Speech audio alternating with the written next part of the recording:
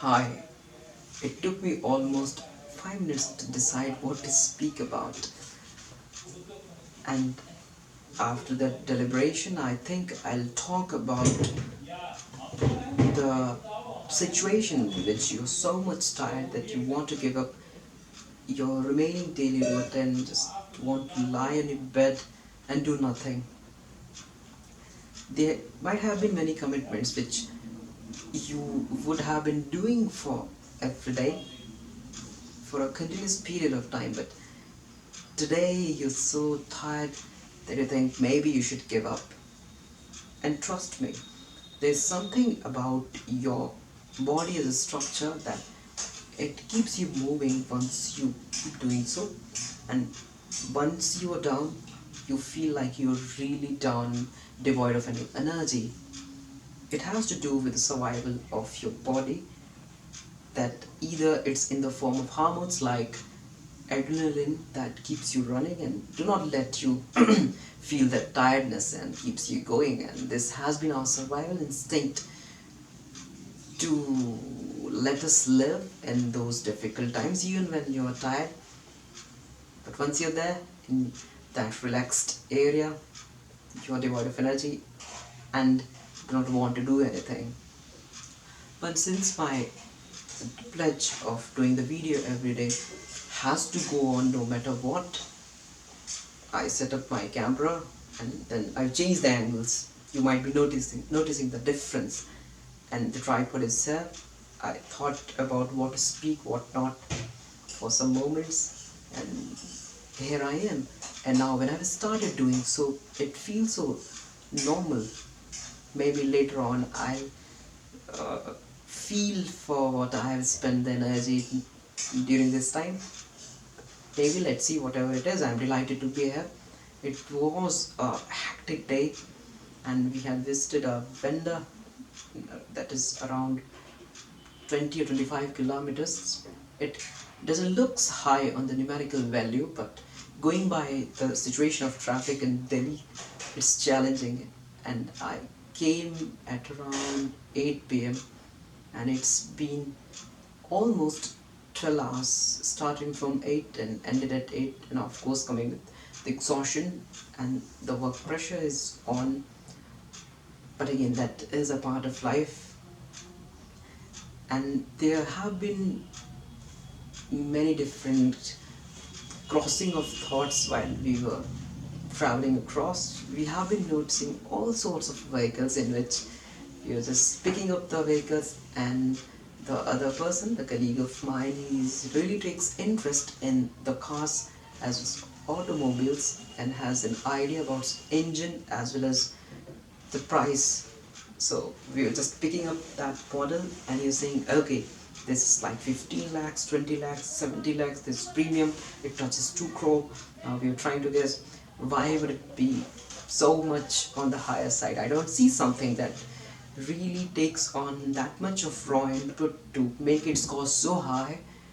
But again, that is, we discussed that it has to do with some brand value and people are ready to pay for it, then buy some local manufacturers, say Indian manufacturers, failed to mark their presence in the luxury segment.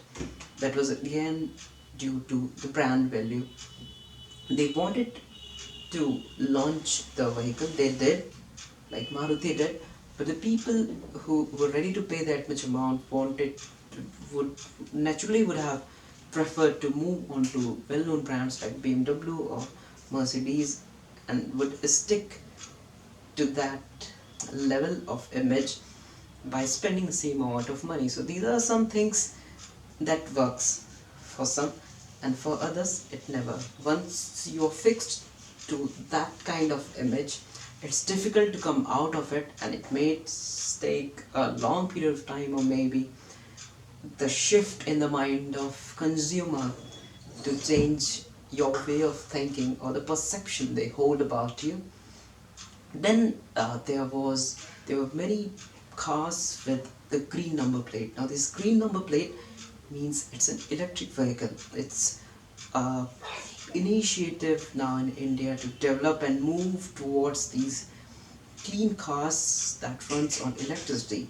Though it's a nascent stage and Tata has already launched its model in the name of Tiago, and I heard it's been tested by EESL, Energy Efficiency, I have forgotten the entire full form, but this is the government agency that verifies its performance in the context of the battery performance, and then there's subsidy provided by government that is up to the tune of 1.5 lakh.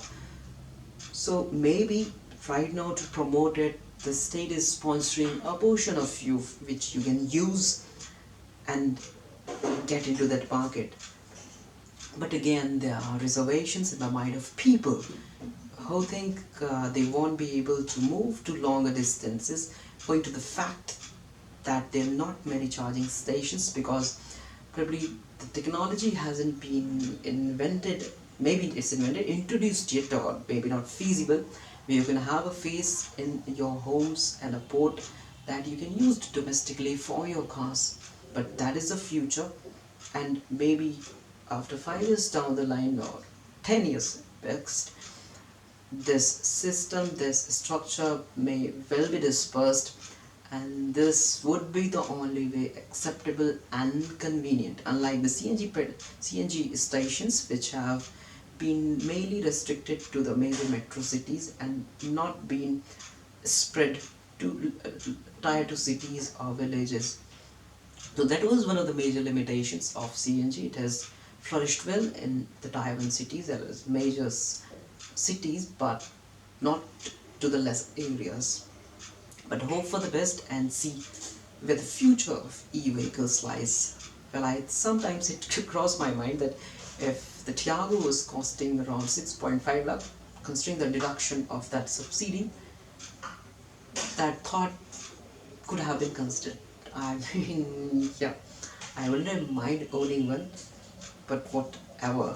I have bought a WagonR and I'm happy with it. Let's see what happens in future, and my hands are not tied either. Maybe I'll buy one. Yeah, you should do, and definitely explore what are all the options. And there are rumors that even Maruti is about to launch such a car. It's interesting, and they are doing it secretly. So do keep checking that. And though it's been a busy day and I'll be going out of station for around 3-4 days, so it's reality that I'll be putting up the video and recording myself. So today will be the day that when I'll be speaking continuously for 2-3 lectures, recording it and downloading it as and when time allows, but that pledge will go on no matter what. That's all from my side. See you on the other side. Bye, take care.